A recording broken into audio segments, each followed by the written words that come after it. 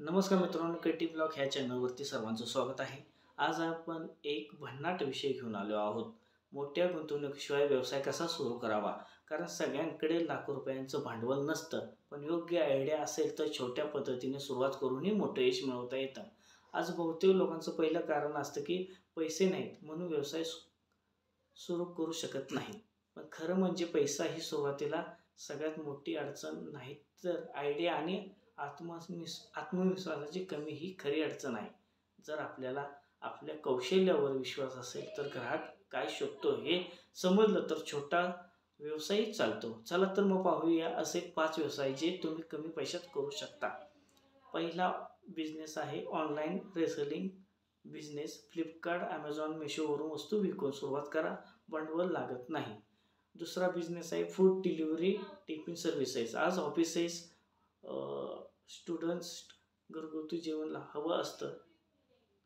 आणि तिसरा बिझनेस आहे फ्रीलान्सिंग सर्व्हिसेस. जर तुम्हाला लेखन, डिझायनिंग, व्हिडिओ एडिटिंग जमत असेल तर तुम्ही घरी बसून काम करू शकता.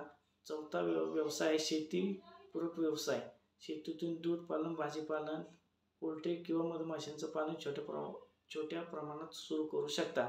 आणि पाचवं आहे यूट्यूब सोशल मीडिया कॉन्टेंट. आज माहिती देणारे, मार्गदर्शन करणारे व्हिडिओ देखील एक व्यवसाय आहे.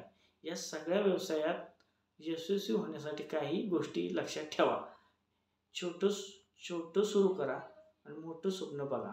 ग्राहकांशी नातं तयार करा. जे एकदा घेतात परत घ्यायला यावे असे सुरुवात करा. सोशल मीडियाचा वापर करून इंस्टाग्राम, फेसबुक मार्केटिंग करा. लक्षात ठेवा, मोठं यश कधीच एका दिवसात मिळत नाही. मेहनत प्लस सातत्य यश. तर मित्रांनो, मोठं